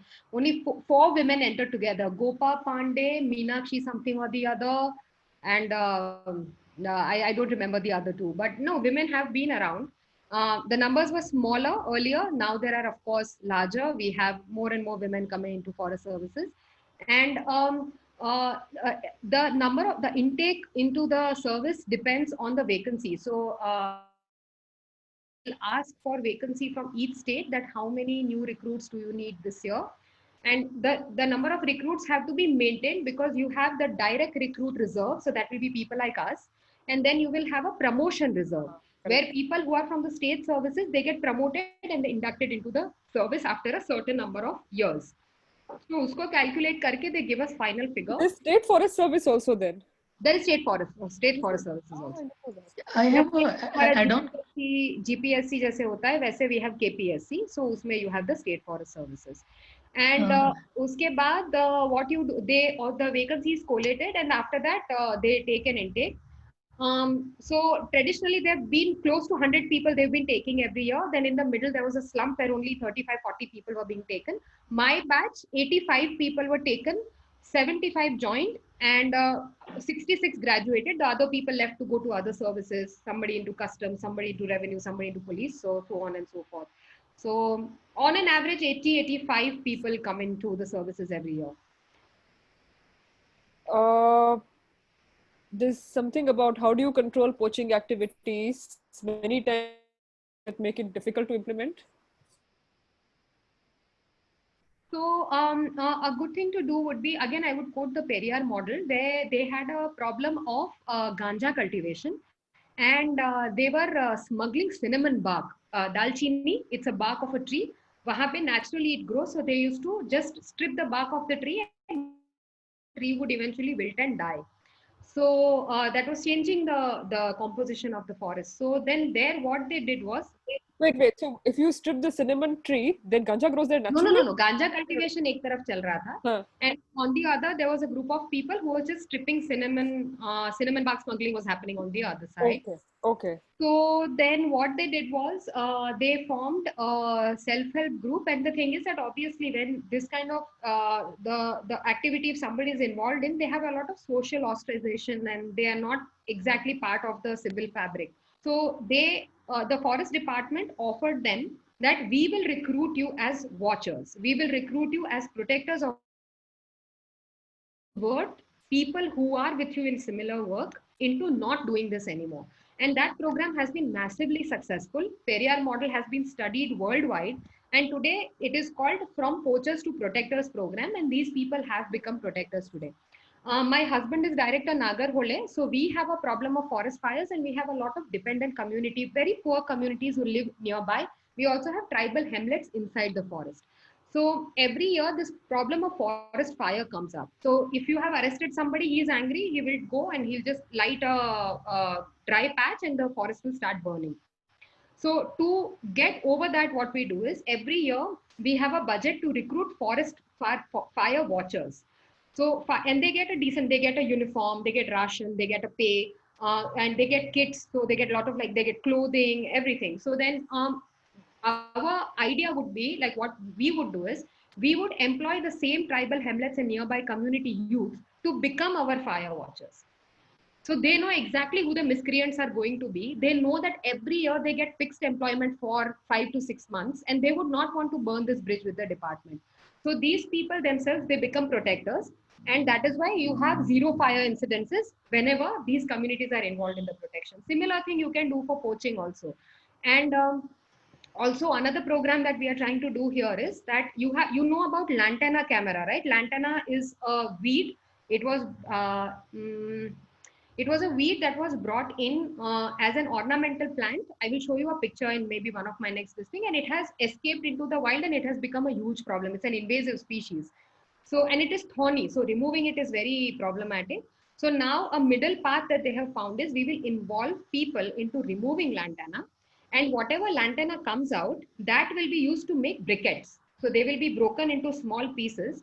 And the place where we are located, it has a very big tobacco industry. So these briquettes that the communities will form, they will be sold to the tobacco industry instead of firewood. So it will not only bring down the pressure of firewood on the forest, it will give profits from a waste product to the self-help groups, and it will gainfully employ them also. So these are the kind of, area specific to plan to involve these people to join us in conservation.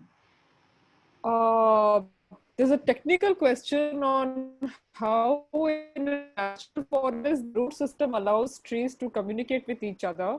Sorry, Does this happen in a man-made forest? where reclaiming empty space? I can where. There's the first question in the chat. I think Margi is around.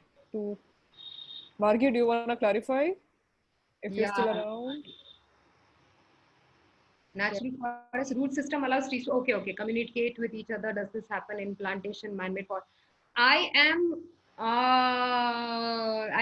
think I'm going to kind of choose not to answer this question because there is a lot of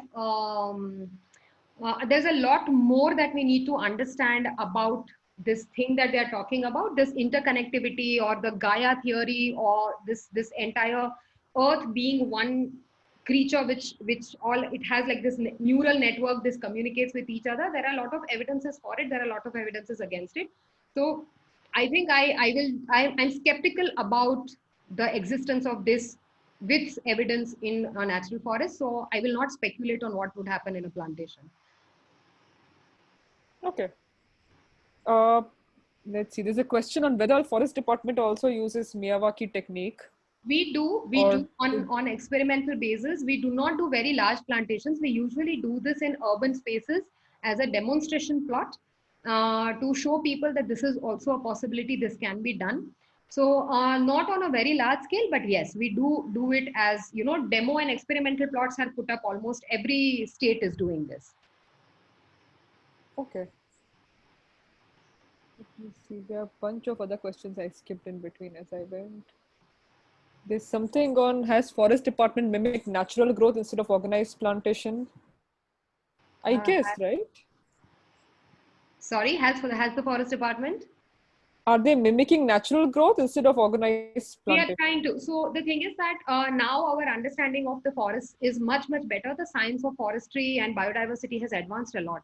So now we know that in each biogeographic zone, so biological and geographic zone, what kind of forest type exists. So there is a classic book written in 1926 by two scientists called Champion and Seth, and they have classified the forests of India into 14 major types and 26 subtypes and so on and so forth. It just goes on. So based on that, you pretty much know that what kind of composition of forest naturally exists in your area.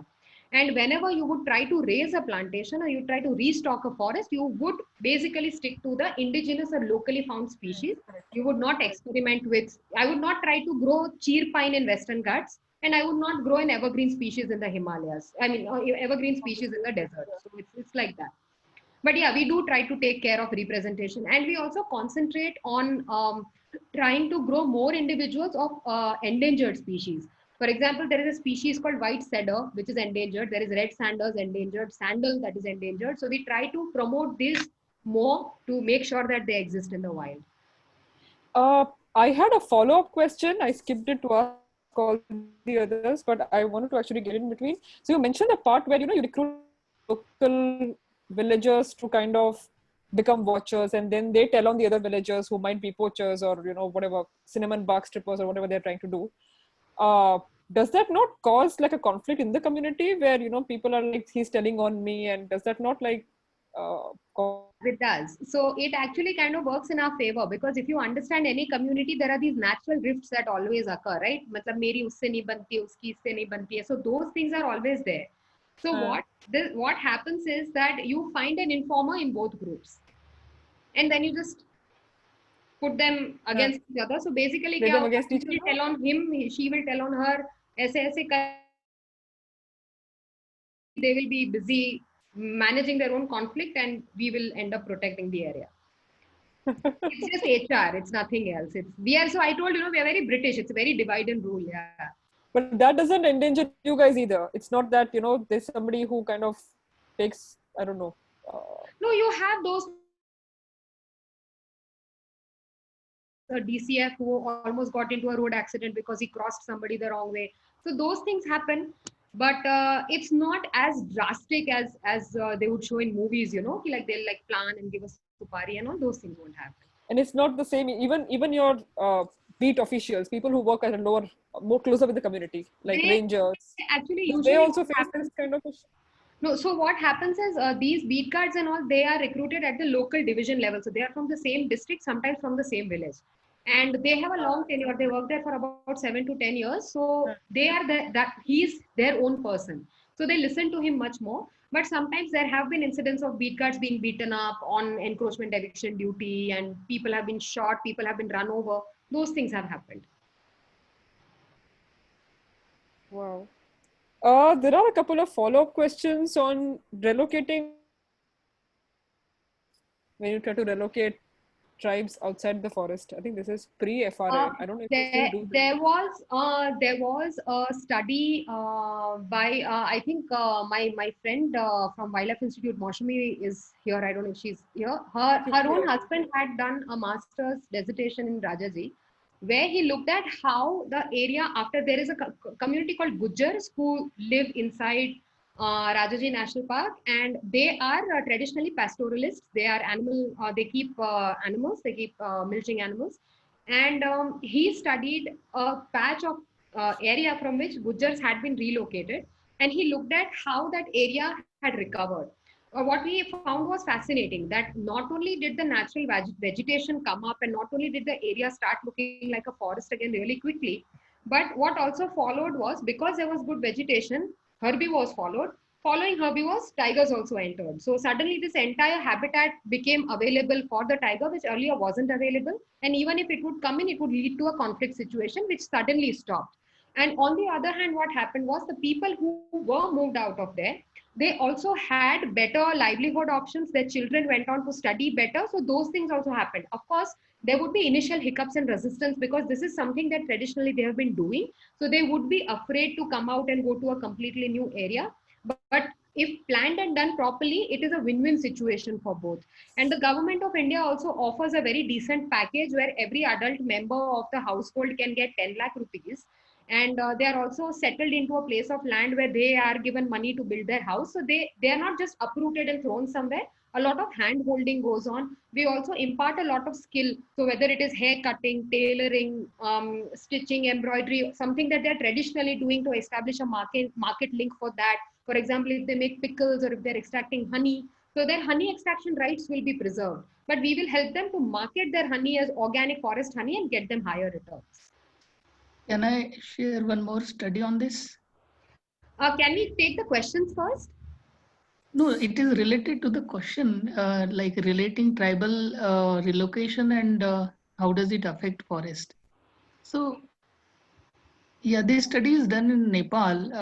It is published in Nature Journal, and it says that whenever communities are involved for forest conservation and they get incentive from forest resources, so the forest coverage has increased. So it is their finding. Which So I it is think validates what you're trying to say. There's a similar thing that it does happen, that when you relocate, Sure. you actually increases the forest no, cover. no, no. It contradicts with Oh, is that it? master's thesis. Yeah, the Okay. Yeah, no, findings it of does. You can have this kind of anecdotal information coming in forest cover increased, but you don't know, you just don't need it to look green. A forest is a forest when the associated biodiversity is also there. So you would want your amphibians, reptiles, insects, your spiders, your butterflies, your flowers, your fruits, your orchids, everything to be there. As yeah. long as you So endure intervention in these kind of it is places, not nothing anecdotal. happen. It is not an anecdotal study. It is a survey-based research of around 15,000 village level gram Yes, sabhas but or does it that talk about community. what kind of biodiversity exists there?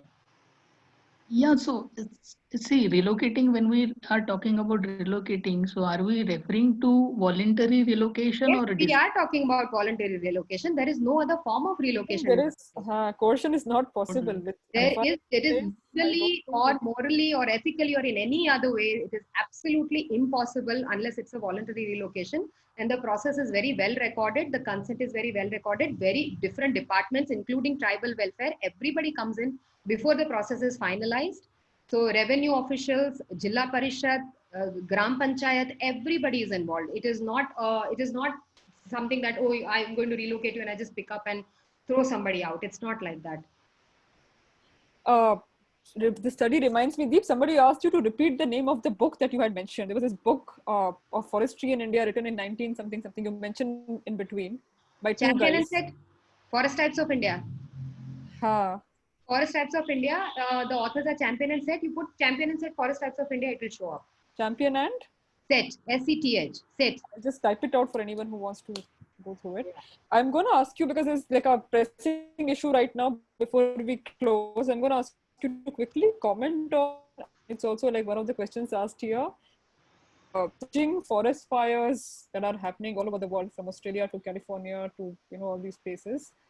Do you want to comment on that? Is that just climate change, or is it? Oh wow, this is something that I would definitely want to comment on. Do you guys know how the California fires have started? They started because of a gender reveal party. Do you know what is a gender reveal party? There in the US, you are allowed to know the Wait, my gender of the network is. baby before it is born. And there was a family which was close to where the fire actually Sorry, started. my network is. They used explosives they wanted to put out blue I'm gonna have smoke, to pink log in smoke, again. something they wanted to do. They used explosives. And that explosion went out of control. And that is how the fire started. And of course, higher temperatures and climate change did contribute to the how fast it spread, but it did not start on its own. It wasn't just friction and it started. Australia, however, traditionally has always had friction fires where you have a lot of this dry material which accumulates on the forest floor. And because of wind friction, the branches or the plants rub together and you have sparks and the fire start. But yeah, the effects, the spread and the amount of dry material available, that is definitely exacerbated because of climate change. But the occurrences, if you statistically look at the occurrences, there are many more man-made forest fires than natural ones.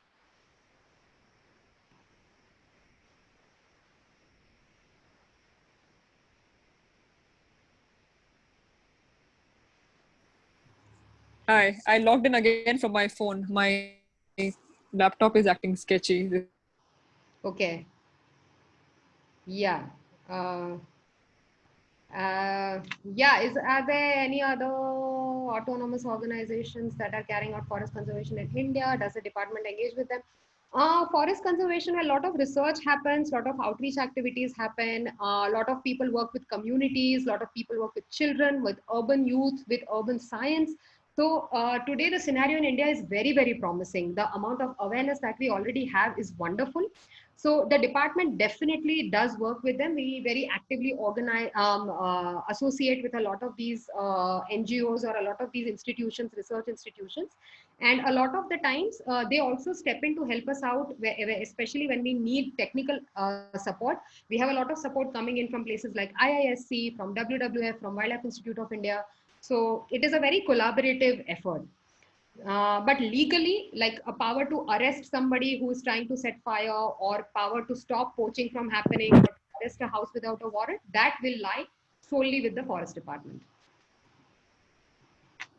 I have a question. Yes, please.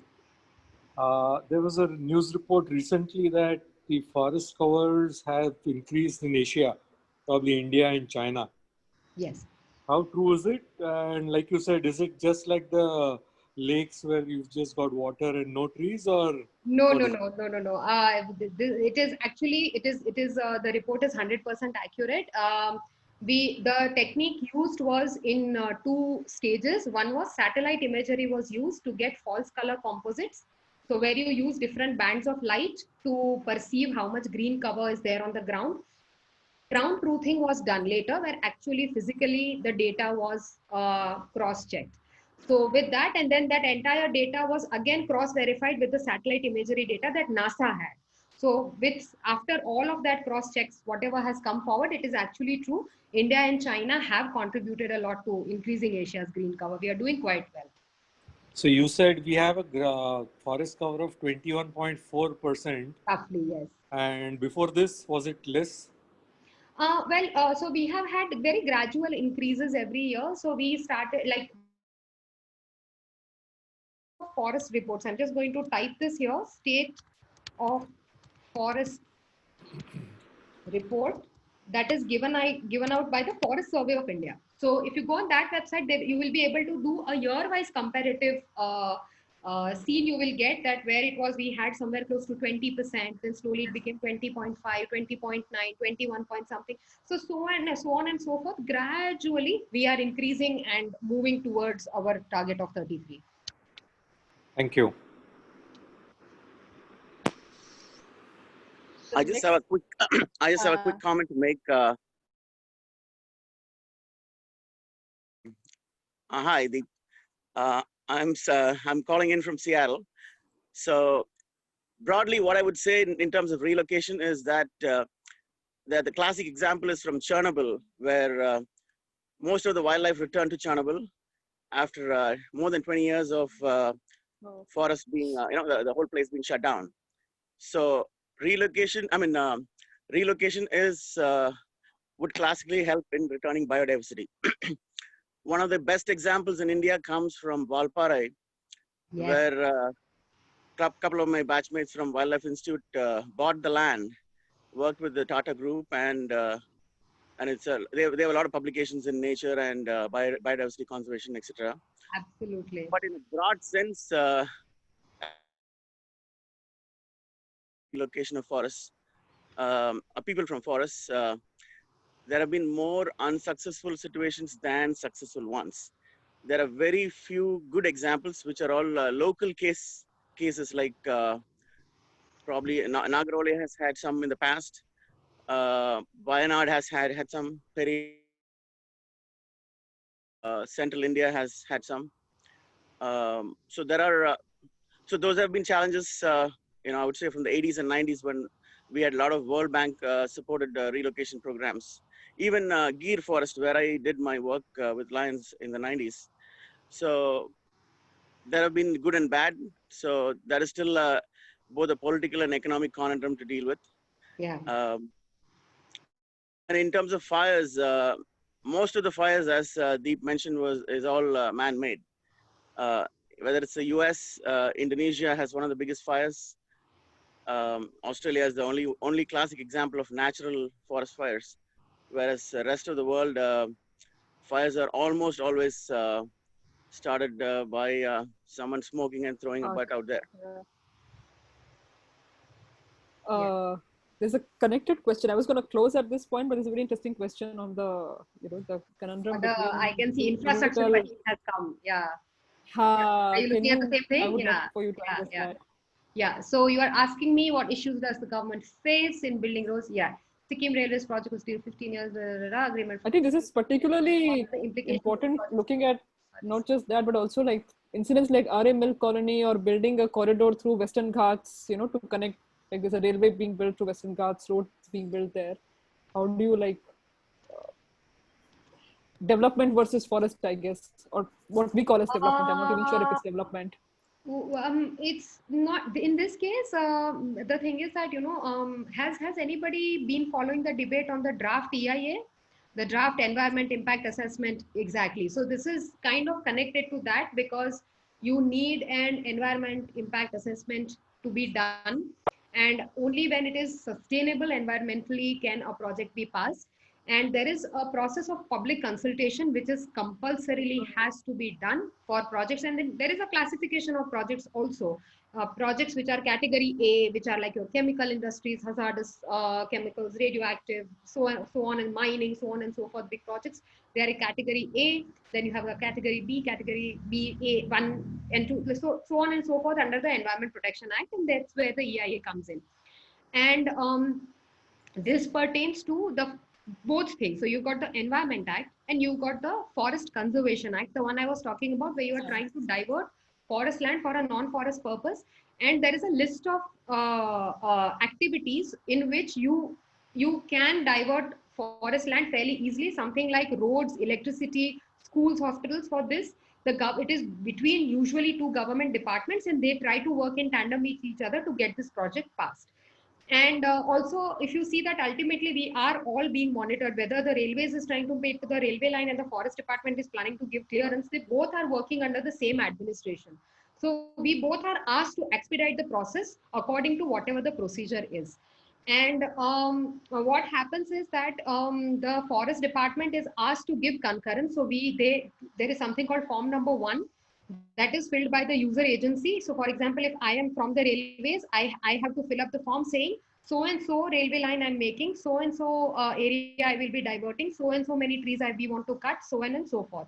Form number 2 will come to me as the district forest officer or the divisional forest officer, and I will be filling up what are the threatened species there, and so on and so forth will be put in by me, and then it will be uploaded. So now if you look at the entire process of forest conservation, getting this clearance, it is completely online and it is time bound. So for example, once the application comes to me, I have 15 days to give my comments and send it back. If I don't, it is assumed that I agree that this program can go ahead as it is. I don't expect any changes. If I want some changes, some mitigation measures, something I want to suggest, I have to do it once it comes into my ID and within 15 days of that. Similarly, whatever stages that it goes to, there are fixed number of days during which we are supposed to get the application to move forward. And now the government is also proposing the single window clearance, where this entire process will be simplified even further. So, but the other angle that you are talking about here is that the agreement from the local village councils did not come, because what we need to understand is that in the Northeast, the forest land is not so much held by the government as it is held by local communities. So you have a lot of these community forest reserves and community held forests, which the ownership lies with a particular community. So if you wanted to get something done through there, you will need concurrence of that council. Secondly, under the Environment Protection Act, also you will need concurrence from them. So that would have been a reason why this thing would have been.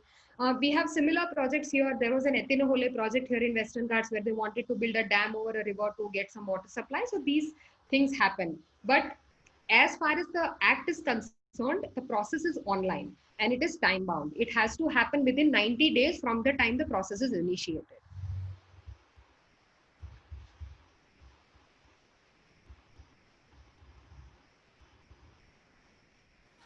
You were Just sending talking the link about the deemed to the approval. So if you don't get a reply within 90 days, it's assumed that the approval is deemed, right? But it usually happens that on the 89th day, you get some note from the government that you need to do falana things. Yeah. So if you can give us an example of Deemed approval. Well, see, since I have never been the one applying to divert forest, I have usually been the one saying that let's not divert it. So I have not come across deemed approval because it goes to the state level straight away. But I was going to tell you something about, it completely slipped my mind. I was going to say something about this. Yeah, from the word deemed approval. Another thing that I did not have enough time and I purposefully did not include in this presentation is the role of judiciary that conservation. If you guys are interested and if you have the time, I want you to look at the Goda Varman judgment. I just typed it into the chat. Goda Varman versus the Union of India, 1994 original writ petition, and then following that, judgments have been coming every year. Every like 96, there was another continuation of the judgment. Something came, so on and so forth. Where T.N. Goda Varman basically says that in the name of diversion of forest, if you don't have a notified forest, but the place has all the characteristics of a forest, it is getting no protection. You are simply diverting it. So to protect that, they came up with the concept of deemed forest. That if a forest is not notified under the act, but still has characteristics of a forest, there also you will have to take forest clearance and then only you can do your projects. So because of, and many such judgments and many such kind of things have been coming in. So I think even government from its side is a little cautious because a clearance once given cannot be taken back. And then if the damage happens, it will pretty much be irreversible. So that is why I think they are a little more cautious. But deemed approval case, for the top of my head, even I can't think of anyone. Thanks. Ravi actually works in construction, so I think that's why he's trying to tease out. I understood that much. I kind of yeah. Okay, on this very fantastic note, we are 15 minutes past the time. I think we also started late, so it's okay. Just sure, go ahead. Last comment here. If anybody can see, you have the last word. If you can see my video, I'm standing in front of my patio, and we have the biggest forest fire happening in Washington State right now. Yes. Yesterday morning when I woke up, usually when I wake up, I'm pretty close to a lake, so we have beautiful mist, a foggy morning, nice to go for a walk. But then we have this big fire right now going on, so we have a huge smog in Seattle right now. It's one of the biggest fires in the US going on right now. So Seattle. Thankfully, it's not that visible in terms of. It's not visible. You can't see anything, right? No, thankfully the red. We got pictures from. I have relatives in California. Cousins. Yes. So we got a lot of pictures of red sky and background and ash covering every surface. Which were pretty very interesting. Bhutan is carbon negative because their national forest policy says 70% of geographic area under forest cover. Every Friday is no car day. So every Friday you walk to your office, your school, your college, and you just generally.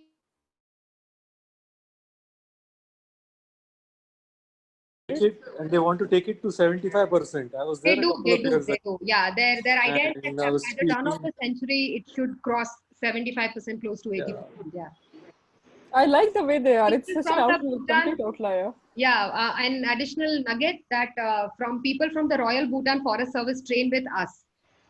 They don't have their own training academy. They train with us at IGNFA. Similarly, their administrative service goes to LBS. Their police service goes to SVP. So they train with us. So I didn't know that. We do visit them. So they fantastic what they're doing. I think I'm going to retire and live in Bhutan. Oh, you can't. Right that. I know. I can't. I should have married one. Yeah, instead of shifting to Karnataka, I should just married a Bhutanese person. Yeah. You never know what the future holds. Oh my God! More questions about. That's the only neighboring country which calls us brothers and sisters. That's true. Nepal used to till recent, and then Nepal changed its mind and decided to play the other way. Okay, I'm going to ask people to direct any more questions. I think I'll have to share your email ID, Deep. There's a lot of demand to Go for ahead. the Go ahead. Yes, talk please. as well. There's somebody who wants to share your talk with a bunch of other small industry associations. I don't know if that's okay with you, but we'll talk about that a little later. Will Can you type out your email ID? Is that okay? Because a lot of people here have. I just did Okay, that. great. Yeah. Okay, so people can get in touch with you if they want the Yes, PPT please. also. Thank you so much. We will be seeing her again 2 more times on 19th and on 26th. And since we had so many questions which are never ending, I'm going to make those sessions more conversational. So we'll start off with chats and people can unmute. And I know you may not like that, but I think it might be better if people like start talking. No, I think this was the most technical of my talks, because the others are just going to be anecdotes about, this case, that case, and then we're just going to chat. No, I think our audience is also people who quite know quite a bit about what they're talking in forest, and whether it's the actual act or anecdotes of what's happening or studies of Nepal. So it might be interesting to look at that. We'll be covering in one of our talks is going to be primarily about the whole animal versus man conflict, and I'm interested more in that, to be very honest, because that has the maximum number of anecdotes. Like the story that you heard about the leopard in the well, I have heard. I shouldn't say that, but some of them are actually quite funny. I mean, Deep will narrate one of those where her husband gets shot by the dart and all sorts of things happen after that. And there are challenges, obviously, and like to her, I'm more aware about and not really know much about this issue.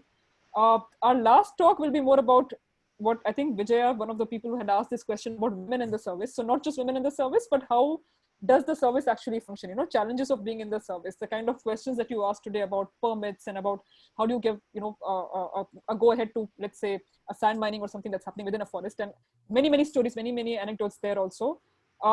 Please do feel free to mail her with suggestions, questions. Feel free to get in touch with us in case there are topics you want her to touch upon. So we can also like make a, question bank in advance for her to address.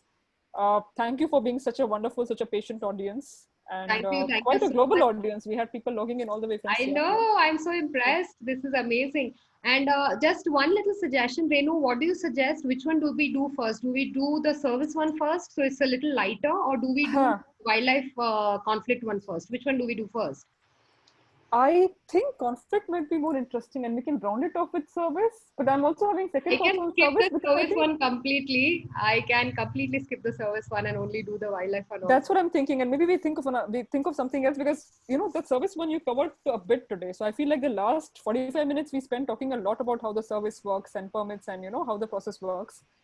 And I don't want to get you in trouble by you telling too many anecdotes, because I know I'm privy to them, but not everyone should be.